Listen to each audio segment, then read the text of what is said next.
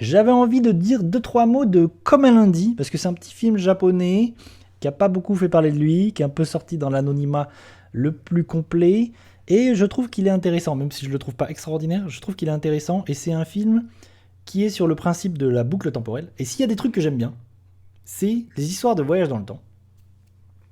Vraiment, ça me fascine, que ce soit au cinéma, en littérature, ce que vous voulez, ou jeux vidéo. Et les histoires de boucles temporelles aussi parce que Un jour sans fin m'a marqué, je pense, énormément. J'adore Un jour sans fin. Et c'est la matrice du film de boucles temporelles.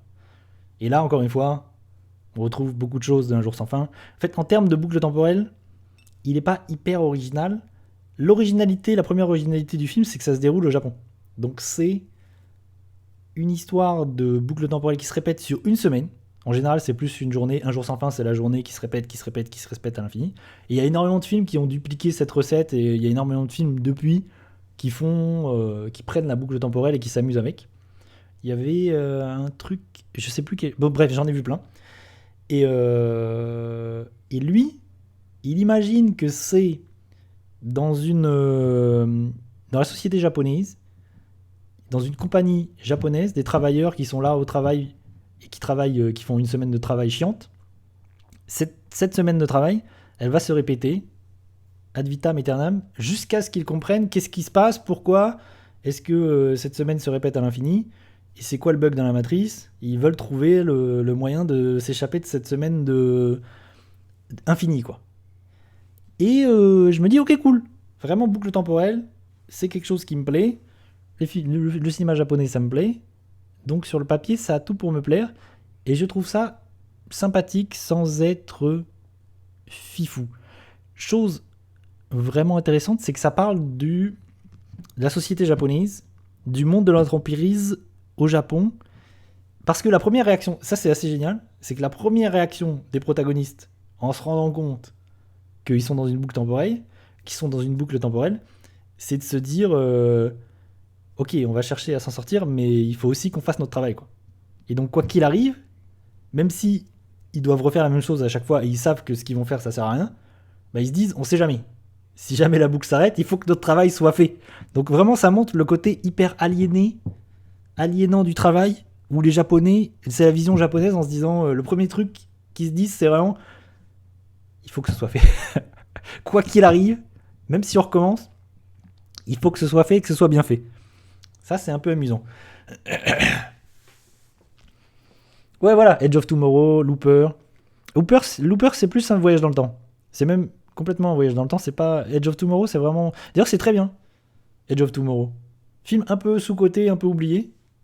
Vraiment, Edge of Tomorrow, c'est très très beau film que j'aime bien. Que j'aime beaucoup. Looper aussi, j'aime beaucoup d'ailleurs. Mais c'est un film de voyage dans le temps. Mais il y en a plein, vraiment, je les ai tous vus. Vraiment, c'est un truc qui me fascine pas mal, quoi. Et que j'aime vraiment. Vraiment, c'est un truc que j'aime beaucoup. Et je trouve que ça fait marcher l'imaginaire. T'as envie de comprendre. Enfin, le voyage dans le temps, c'est un truc qui est vraiment assez génial. Et au cinéma, je pense à exploiter, c'est assez génial. Tu peux faire beaucoup de choses.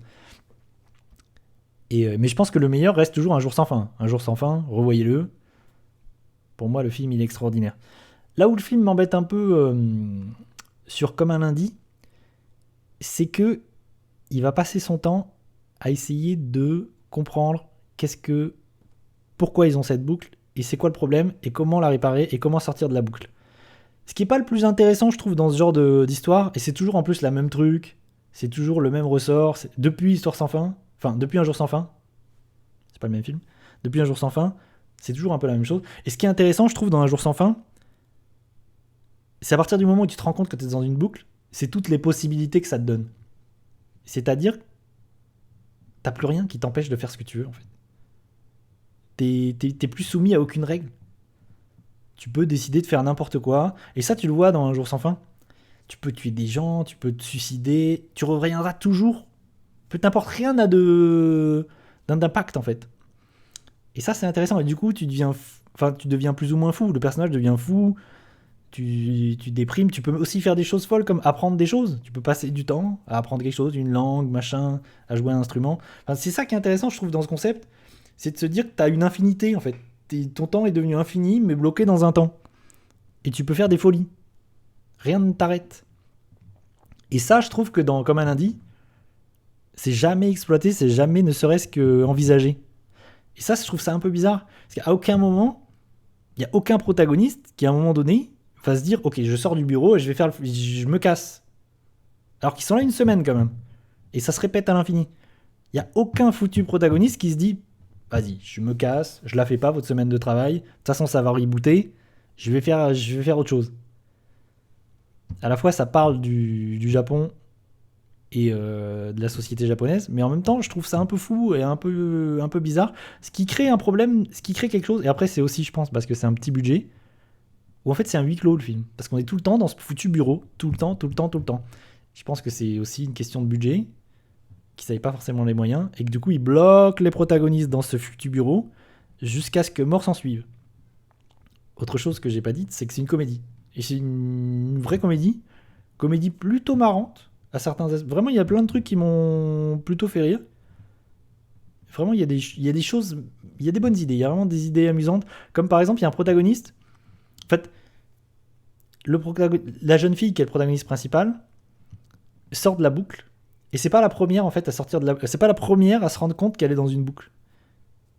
Et c'est deux autres collègues à elle qui l'ont fait sortir de la boucle.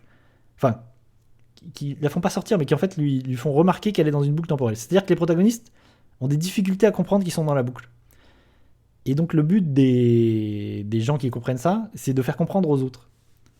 Et donc tu passes quand même pas mal, ça je trouve que c'est un peu long, c'est que tu passes quand même pas mal de temps à faire comprendre, à voir les protagonistes, essayer de faire comprendre aux autres qu'ils sont dans une boucle. Et il y a un truc un peu drôle, c'est qu'il y a un personnage à un moment donné qui a beaucoup de mal, qui est difficile à convaincre, qui a vraiment beaucoup de mal à être convaincu qu'il est dans la boucle temporelle et que vraiment ils revivent la même chose que ça fait longtemps qu'ils revivent la même chose. Et ça c'est un peu drôle, ça amène un truc un peu de comédie où à un moment donné ils vont lui faire un PowerPoint pendant longtemps en montrant qu'ils savent à l'avance ce qu'il va faire. Et ça c'est un peu rigolo, c'est un peu amusant. Cette séquence elle est un peu amusante. Je vais mettre une petite bande-annonce. J'espère qu'elle est en français, comme ça les gens vont comprendre. Comme ça, peut-être qu'on va comprendre la chose, parce que mon propos est pas forcément évident. Bim, boum.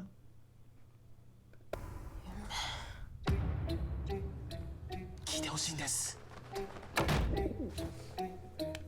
僕たちタイムループしてます。みんな泊まり？若いね。この1週間繰り返してるんです。嘘でしょ。みんな泊まり？若いね。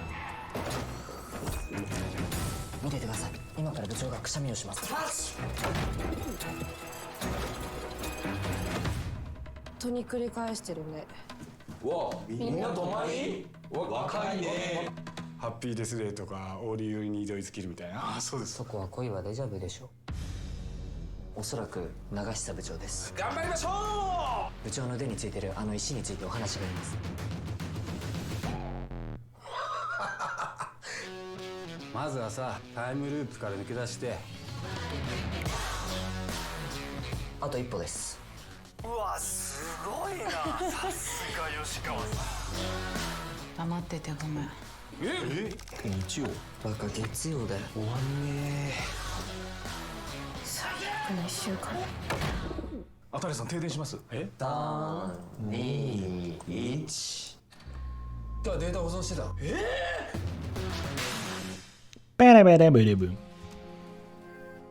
Donc c'est très sympathique, mais pour les gens qui comme moi on en veut beaucoup de ces films de boucle temporelle à l'infini, moi je les regarde tous. Et je trouve que le meilleur ça reste toujours le premier, c'est-à-dire Un jour sans fin.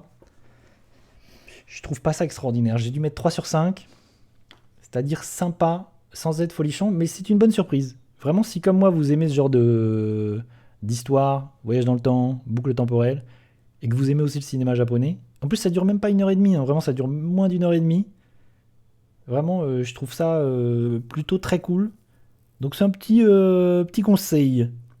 Petit conseil pour ceux qui aiment bien ce genre de film et qui, comme moi, sont fascinés par Un jour sans fin et le revoient tous les ans en se disant que c'est génial.